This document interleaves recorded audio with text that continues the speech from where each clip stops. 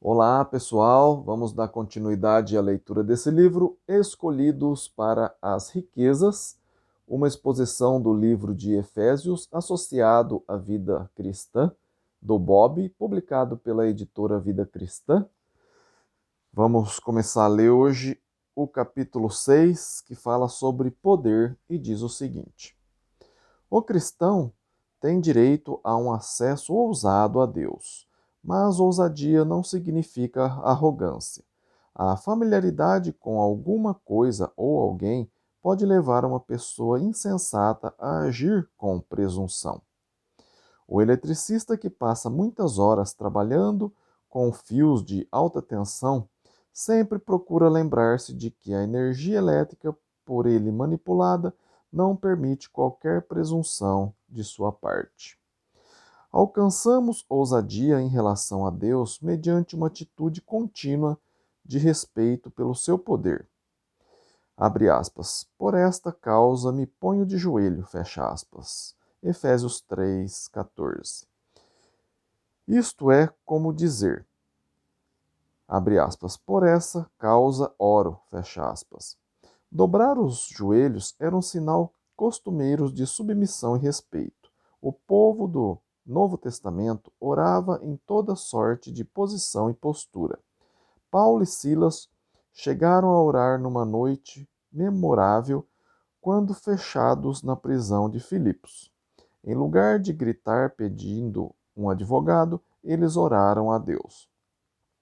A atitude do coração e não a postura do corpo é que é importante. O coração está ajoelhado diante do Deus Todo-Poderoso? Paulo ora de novo aqui. Uma palavra de intercessão acha-se em seu coração. Mostramos interesse pelos outros quando nos dispomos a ir ao Pai a seu favor. A oração sobe naturalmente aos lábios, aliás, a oração sobe naturalmente aos lábios do verdadeiro seguidor do Senhor. Nosso Pai do céu não está apenas à nossa disposição. Ele, na verdade, encoraja seus filhos a se aproximarem dele em oração a todo o tempo. Até as pessoas bem intencionadas dizem, abre aspas, chame se precisar de alguma coisa, fecha aspas, mas no geral não pretende fazer nada. Afinal de contas, não tem tempo para tudo. Deus não é limitado. Ele pode encaixar todos nós em sua agenda ocupada. Subtítulo: Paternidade, Efésios 3, 14 e 15. Abre aspas. De quem toma o nome toda família, fecha aspas. Em lugar da analogia com a figura paterna ser um meio de compreender a Deus, Paulo sugere que compreender a Deus é um meio de entender a paternidade. Tudo que é superior no conceito de paternidade surge primeiro em Deus como Pai. Se os pais de hoje baseiam-se suas ideias e ideias de paternidade na natureza divina, eles chegariam muito mais perto de conhecer as grandiosas realidades de serem pais.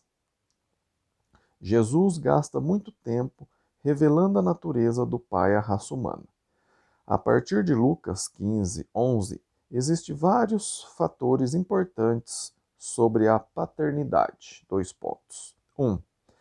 O anseio profundo do pai pela reconciliação com o filho. Os pais devem importar-se. 2. A expectativa e boa vontade do pai em perder e restaurar o filho sem indagações. Os pais devem amar. 3. A consciência profunda do pai em relação a que é conveniente e apropriado. Os pais devem perdoar. Subtítulo: Necessidades espirituais. Enquanto ora, Paulo se concentra nas necessidades espirituais de seus leitores. Ele sabe que precisam de poder para satisfazer tais necessidades, tomando tempo e esforçando-se para conhecer quais as verdadeiras necessidades das pessoas. Como é natural, nós muitas vezes não sabemos do que precisamos.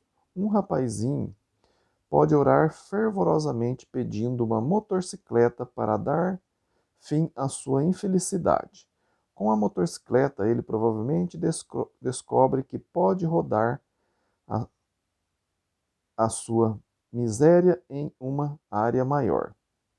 Mas mesmo assim continua infeliz, da mesma forma que as falsas respostas, as falsas necessidades não têm poder para dar satisfação. As pessoas pouco perspicazes ficam atônitas ao descobrir que alguém tem uma necessidade da qual nunca suspeitaram. Abre aspas. Pensei que ele tivesse tudo para ser feliz, fecha aspas. Dizem a respeito de um suicida. Talvez jamais tenham tomado tempo para conhecê-lo melhor. Devemos levantar as antenas e ouvir. Certa vez, um homem gabou-se, abre aspas, sou casado há 24 anos e nunca briguei com minha mulher, fecha aspas. Alguém que conhecia a situação comentou, abre aspas, meu caro, o que acontece é que você nunca ouve nada, fecha aspas. As necessidades espirituais começam a ser satisfeitas quando despertamos para as nossas verdadeiras necessidades. Uma vez alertas, devemos orar por aquilo que é realmente necessário. Deus responderá.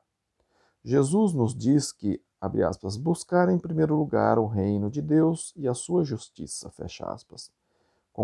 Concordamos, mas isso não é real para nós. Como colocar essa ideia em foco? Apenas reconhecendo a prioridade dessas necessidades espirituais. Todos os nossos eletrodomésticos, dispositivos e realizações deixam em nós um anseio por mais e mais coisas, pois não têm o poder de satisfazer. Que satisfação se iguala à espiritual? Só Deus pode satisfazer essa profunda fome do coração. Permanecemos indefesos apenas enquanto deixamos de fazer uso do poder à nossa disposição. As suas gloriosas riquezas têm origem num tesouro inesgotáveis. É estranho falar de Deus como possuindo riquezas. Tudo lhe pertence. Nós é que somos pobres. Abre aspas. A terra é minha, fecha aspas. É o tema esplêndido do Salmo 50. Deus é rico, basta pedir. Subtítulo: Poder que capacita. Efésios 3, de 16 a 18. Qual o objetivo da oração de Paulo? Ele indica um poder transcendente, estonteante, surpreendente, mas à disposição de todos os santos. Efésios 3,18. Paulo ora para que os cristãos recebam poder a fim de serem fortalecidos em seu íntimo. Efésios 3,16. Abre aspas. Entre aspas. Poder é dunamis, em grego. Reconhecemos imediatamente sua ligação com a palavra dinamite e dinâmica. Mas o que significa poder neste versículo? A ideia básica é capacidade, ou o que poderíamos chamar de, entre aspas, poder que capacita. Paulo ora para que o poder de Deus desvende todos os recursos espirituais à nossa disposição em Cristo. Ele quer que nossas vidas operem com base em um verdadeiro envolvimento com o Cristo em nosso interior.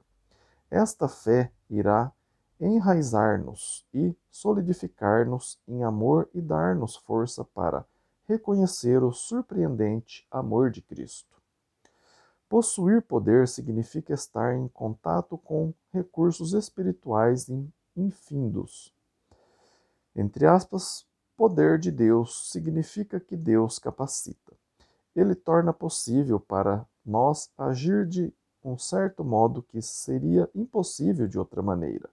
O poder de Deus no Evangelho, por exemplo, possibilita que minha resposta de fé resulte em salvação. Romanos, capítulo 1, versículo 16. Se Deus não tivesse agido a fim de tornar possível o Evangelho, minha resposta não teria sentido. Mas agora tenho o poder de Deus para a salvação, porque Deus tornou isso possível. Abre aspas, o poder de Deus no Evangelho possibilita que minha resposta de fé resulte em salvação, fecha aspas. Não devemos pensar que o poder divino vem à nossa vontade e nos impede de controlar nossos atos. Deus opera em nosso interior pelo seu poder, à medida que voluntariamente nos rendemos a Ele. Abre aspas. Desenvolvei a vossa salvação com temor e tremor, porque Deus é quem efetua em nós tanto o querer como o realizar, segundo a sua boa vontade. Fecha aspas. Filipenses 2, versículo 12 e 13. O poder de Deus é mais do que simples motivação psicológica. A pessoa pode fazer dieta para parecer melhor. Uma mulher pode motivar-se para, entre aspas, cumprir seu dever em relação ao pai idoso, mas secretamente ressentir-se do fardo. O poder divino é diferente. Com Deus, a pessoa encontra os motivos certos. O indivíduo que tem êxodo no regime irá servir ao Senhor com mais zelo mediante um corpo sadio. A filha irá cuidar do pai idoso por amor e não simples dever. Deus deve, então, abrir-nos e permitir que a sua força seja aplicada ao nosso íntimo. Efésios 3, 16. Nosso homem interior precisa do reforço divino.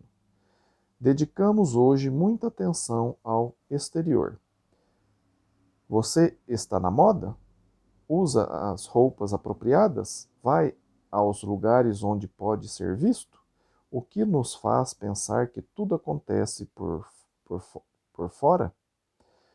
Estaremos nos desintegrando intimamente enquanto tentamos parecer confiantes diante do mundo? Paulo ora pela força do Espírito Santo. Paralela a esta, acha-se a ideia de Cristo habitar em nossos corações pela fé. Efésios 3:17. O verbo, entre aspas, habitar é intensivo, significando, entre aspas, estabelecer-se. Cristo precisa estabelecer-se e residir permanentemente em nosso coração. Ele jamais deve ser um hóspede temporário, um visitante de fim de semana. A posse do Espírito não é uma recompensa por sermos fortes, mas uma presença necessária devido à nossa fraqueza. Romanos 8:13. Paulo diz que o Espírito Santo nos ajuda em nossa fraqueza. Romanos 8:26. Não obtemos o Espírito Santo mediante alguma corajosa demonstração de discipulado. Ele é um dom gracioso de Deus para ajudar a cingir aquilo que é fraco demais para sobreviver sozinho. Efésios 6:14. Subtítulo: Atalho espiritual. Ao depender do poder divino, é preciso cuidar para não tomar atalhos espirituais. Abrir a nossa abrir a nossa própria trilha de discipulado pode fazer com que nos percamos de novo. Buscar o poder de Deus não é um fim em si, e não é um fim de si e de si mesmo. Simão, o mago, descobriu isso. Sua história revela um homem impaciente para adquirir o poder de Deus, a fim de aplicá-lo para seus próprios fins. Atos 8. Ele queria o poder apostólico, mas não possuía credenciais apostólicas. Desejava o poder a fim de alcançar aquilo que queria, mas não se interessava pela verdade do Evangelho.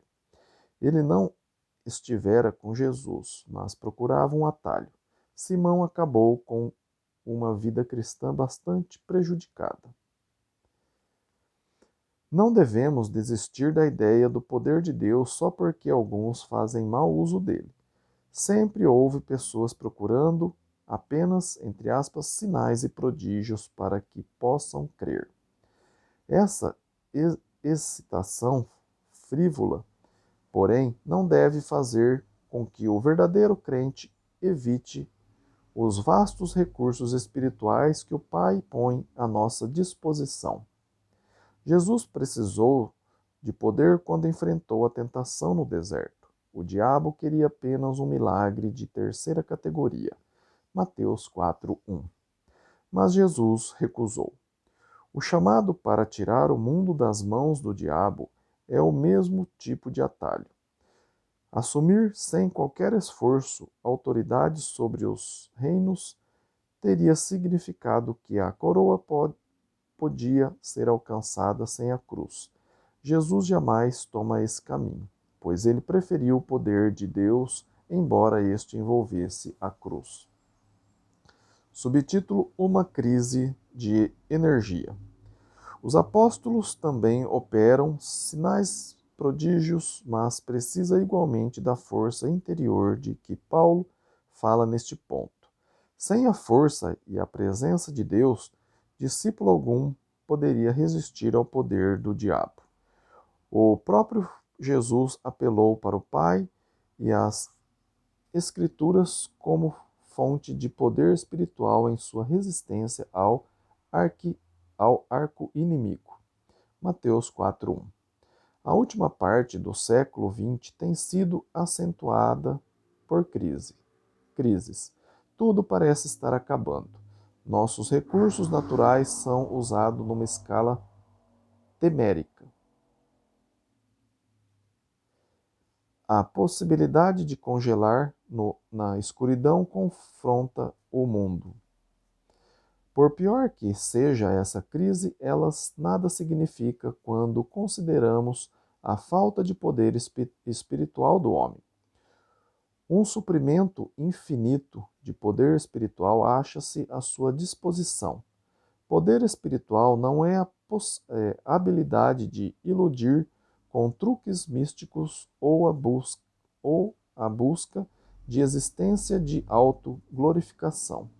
Precisamos de poder para tomar nossas vidas uma bênção significativa para nós mesmos, para outros e para o nosso Deus. O poder que necessitamos nos capacita a tornar-nos aquilo que devemos ser.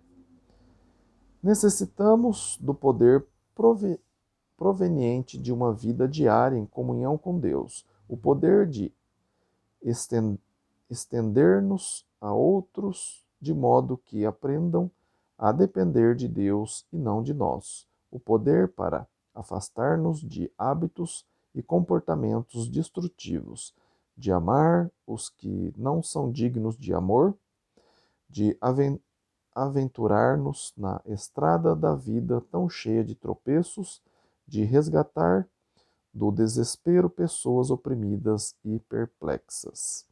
2 Coríntios 4, de 7 a 18. Sem o poder divino, estamos tentando viver por nossos próprios meios. Ficamos cansados de fazer o bem sem fazer, na verdade, muito. Quando não estamos ligados à fonte de energia, nossas barreiras logo ficam cansadas. Nossas baterias logo ficam cansadas. As baterias gastam poder. As baterias gastas podem ser perigosas. Elas ficam corroídas e deixam vazar ácido. Um cristão sem poder é um tributo ao poder de Satanás para secar as baterias. Precisamos de uma ligação permanente com o poder divino. O poder se mantém na oração, na leitura e na aplicação da palavra, na proximidade com os irmãos.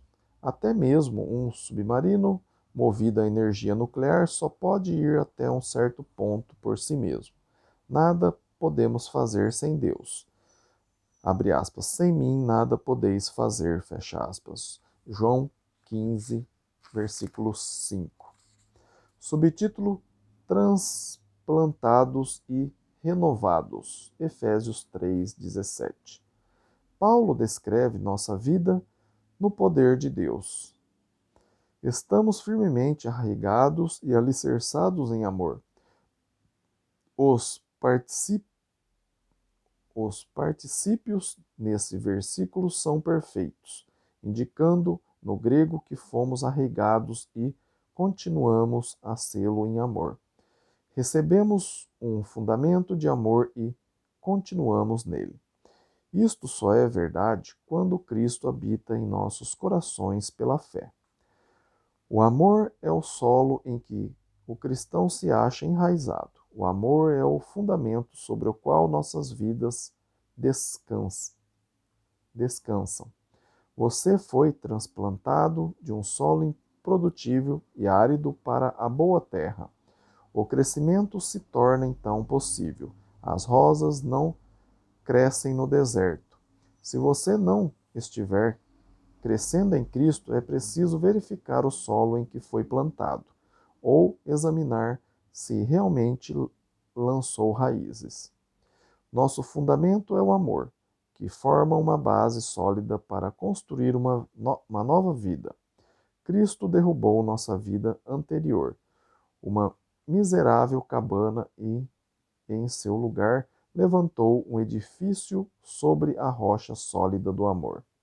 Quando você pede a Cristo que trabalhe numa reconstrução, ele não se limita a pintar ou redecorar, mas renova toda a estrutura até os alicerces. Subtítulo: Você vai, entre aspas, compreender? Efésios 3:18.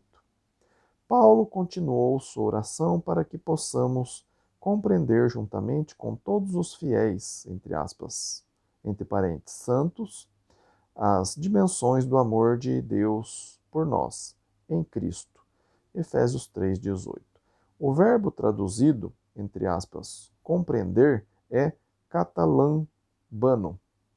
Ele aparece em João 1:5. Abre aspas, as trevas não poderão contra a luz. Aliás, as trevas não prevalecerão contra a luz, fecha aspas. Dois significados são possíveis: prevalecer física e prevalecer intelectualmente. É provável que João abranja aqui ambos os sentidos. As trevas não podem, entre aspas, extinguir a luz, mas também não pode, entre aspas, compreendê-la. O verbo pode ter também aqui esses dois significados. Devemos orar pedindo força, como faz Paulo, para compreender o amor de Cristo com um benefício direto para nós. Devemos orar, outrossim, a fim de entender o significado desse amor todo-poderoso. Uma outra forma de perguntar seria esta, dois pontos. Você está recebendo o amor dele em sua vida e pode compreendê-lo? Paulo ora para que, entre aspas, todos os santos compreendam o amor de Cristo. Um número excessivo de movimentos religiosos e filosóficos vem tentando promover o ego de uma elite, entre aspas, esclarecida. Pessoas assim eram chamadas no tempo de Paulo de gnósticos, um grupo religioso, entre aspas, esclarecido, que acreditava que a salvação era devido aos conhecimentos exclusivos de certas proposições esotéricas, em lugar de um de uma rendição a Deus pela fé. O gnóstico cria possuir a chave do conhecimento negada aos discípulos comuns.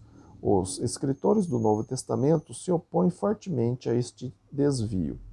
Jesus não morreu por alguns da elite, mas por todos nós, tanto cultos como ignorantes.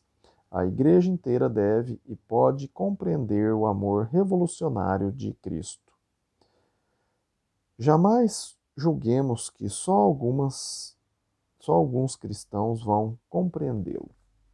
Subtítulo: Conhecimento do desconhecido, Efésios 3:19. Como conhecer o que está além do conhecimento?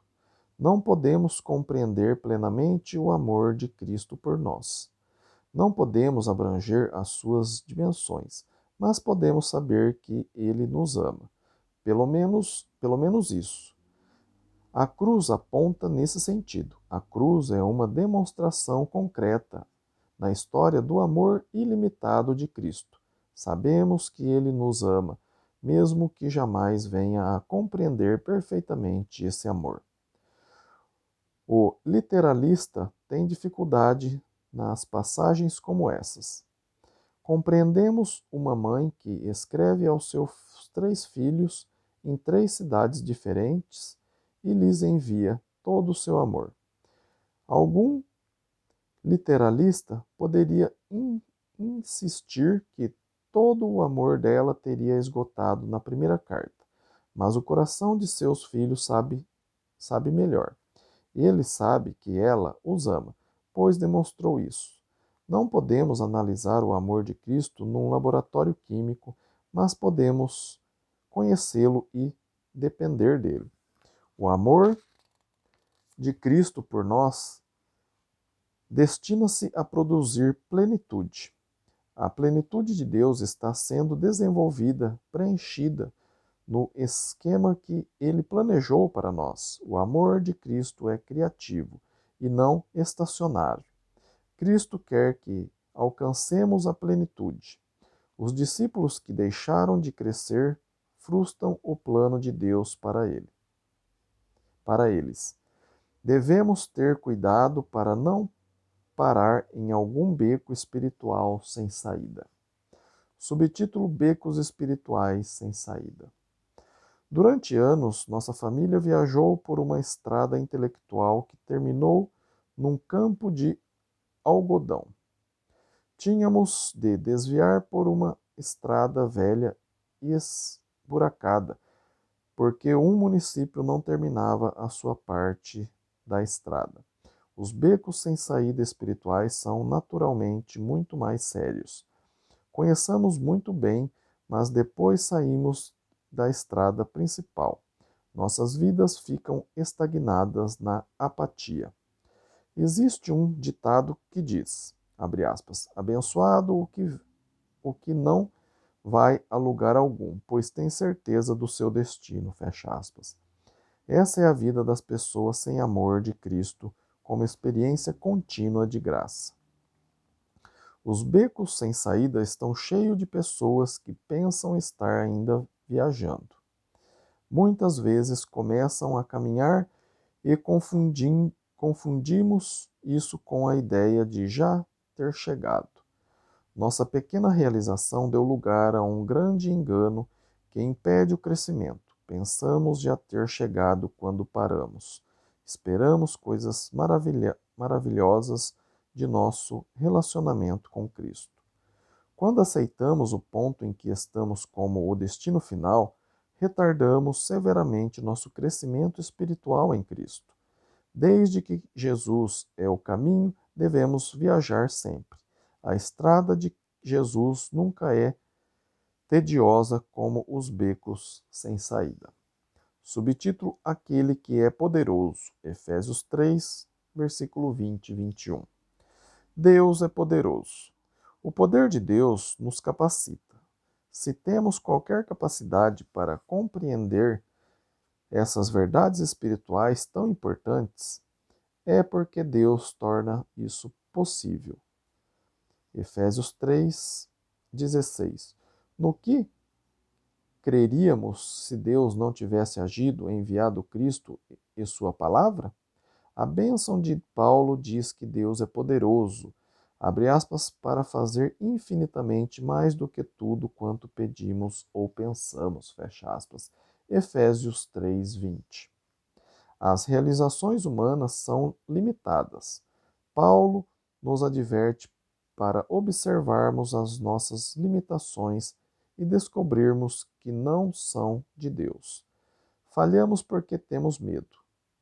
Tememos as consequências. Não vi... Nossa visão é limitada. Falta-nos dedicação. Nós somos limitados, mas Deus não é. Quando planejar com Deus, faça grandes planos. Paulo diz que a capacidade de Deus é o poder que opera em nós. Efésios 3:20. O particípio presente enfatiza a ideia de que o poder de Deus continua operando em nós. Colossenses 1:11. O que podemos pedir? O que podemos pensar? Se estivermos de acordo com a vontade de Deus, não existe limites. Esta oração poderia ser lida com proveito em toda reunião de líderes religiosos.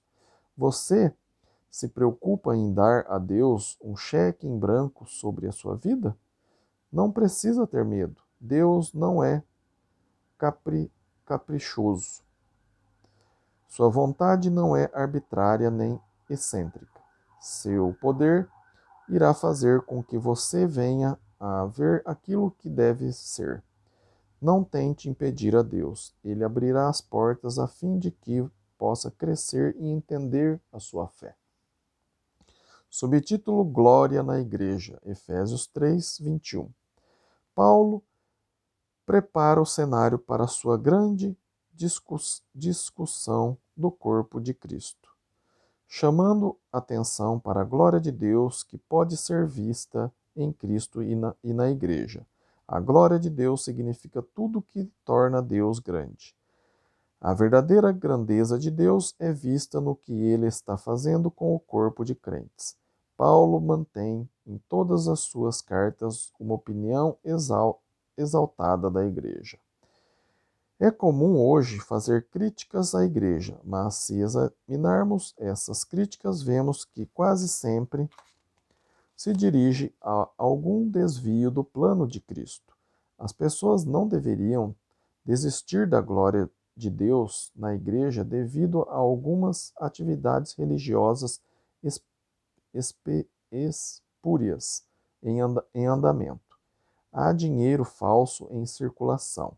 Será que isso significa que não existe mais dinheiro verdadeiro? Paulo jamais espera Paulo jamais separa a Igreja de Cristo. A glória se reflete em Deus, na Igreja e em Cristo Jesus. Efésios 3:21. Ambos são inseparáveis, Cristo e a Igreja. A Igreja é a ideia de Deus, criação de Deus. Ela não é um anacronismo histórico, nem um esconderijo para as mentes sectárias, nem mesmo uma sociedade de fraudes piedosas. Ela é um instrumento para a glória de Deus. Há poder no corpo de Cristo. Amém? Concluímos capítulo 6, o próximo capítulo 7 vai ser sobre a unidade, tá bem? Se você está gostando da leitura desse livro, Escolhidos para a Riqueza, uma exposição do livro de Éfeso associado à Vida Cristã, do Bob, publicado pela editora Vida Cristã. Peço para que você deixe aí o seu like, compartilhe esse vídeo com seus familiares, seus amigos, suas redes sociais. Peçam para eles se inscreverem no canal, é acionar o sininho aí para ser avisado quando eu fizer o próximo vídeo, tá bem? E se ficou alguma dúvida do que eu li aqui hoje, peço para que você escreva para mim, meu e-mail está aí na descrição do vídeo, é ronaldozm@gmail.com. Teria o maior prazer de sentar com você, estudar a Bíblia, ou por videochamada também, se você mora longe, tá bem? não fique com dúvida, tá bom? Agradeço o tempo aí que você tem desprendido em investido em aprender a palavra de Deus e tenho certeza que Deus fica também muito feliz com você aprendendo a palavra dele, tá bom? Fiquem com Deus e até o próximo vídeo. Amém?